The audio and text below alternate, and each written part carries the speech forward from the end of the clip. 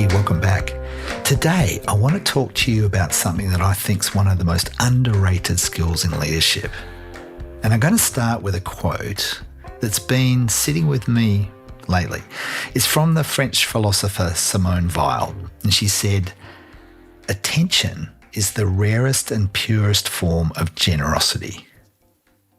I love that. Attention as generosity, not just as a skill, but as a gift. Just hold that thought because I'm going to come back to it. A couple of weeks ago, I wrote about being a student of humanity, and I did a little podcast about it. I'll put that in the show notes. It's all about why genuinely paying attention to what makes people tick is a fundamental leadership practice. But here's the thing. Studying people over time is one thing. Operating in the moment is something else entirely. What about when the heat's on, when you're leading a group conversation and it turns south? We've all been there. What about you're in a tricky one-on-one and you need to tread really carefully? Have you ever missed the moment? Something happened in a conversation, in a meeting, and you go, wait, what just happened there? And from that point on, you're playing catch up. I know I have, and more times than I'd like to admit. You know the feeling. So there's a reason that this is getting harder. Johann Hari, he wrote this brilliant book called Stolen Focus. Make sure you check that out.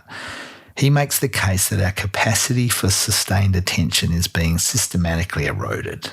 It's by technology, by pace, by environments where we've built this busyness around us. And leaders aren't immune to this. If anything, the pressure on leadership, I reckon, makes it worse, which is exactly why treating attention as a deliberate practice, something you actually work on, matters so much right now.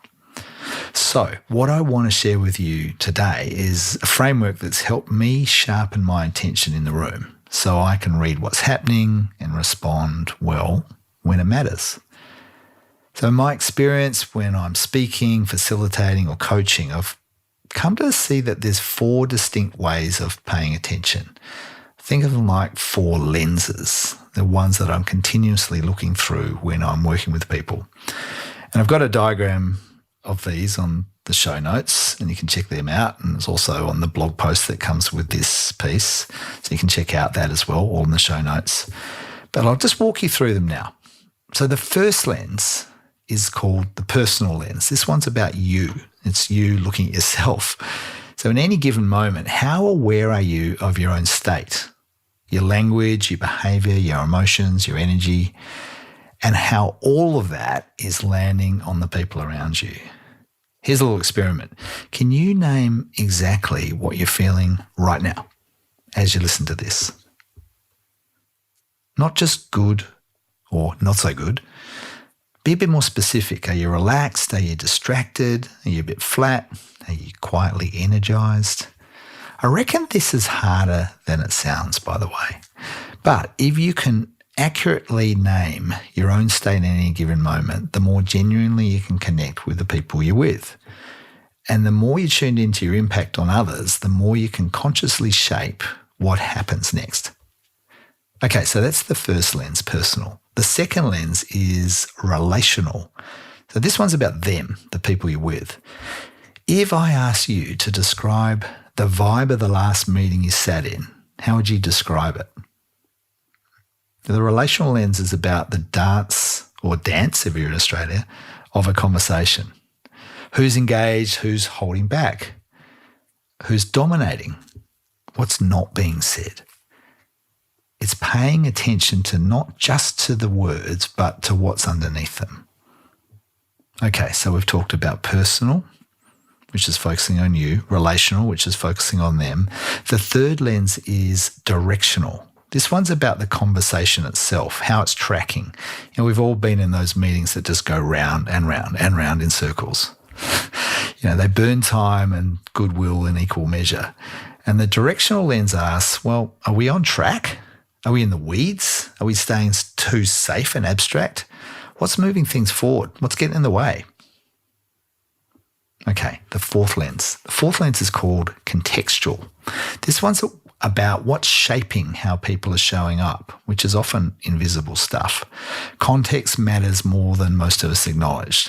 It's the tired team member. What's happening for them at home?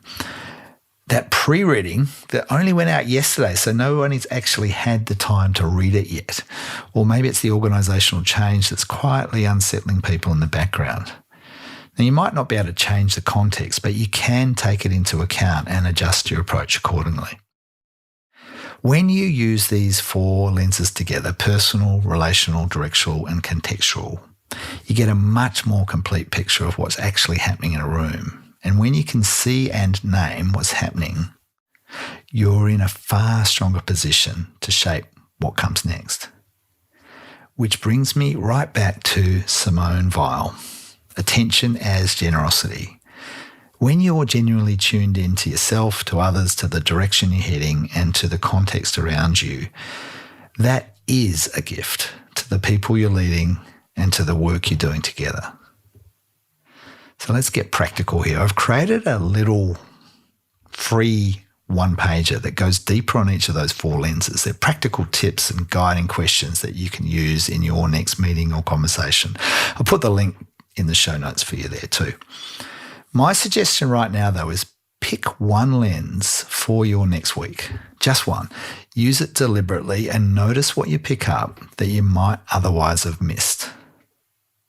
And here are 3 questions worth sitting with as you go. Which lens do you draw on most naturally? And which one do you tend to neglect? Think of a conversation that didn't go so well recently. And with hindsight, which lens might have helped you most in that moment? And finally, what would it mean for your leadership to be genuinely, consistently tuned in? Love to hear what comes up for you. You can always drop me a line, hello@digbyscott.com. Also, I always love it if you could share this episode. Get it out to people you think would be helpful. I'm sure you've got someone in your mind right now that you think, yeah, they could probably dial up their attention a little bit. One way or the other, thanks so much for listening. I'm Digby Scott. This is Dig Deeper. Until next time, go well.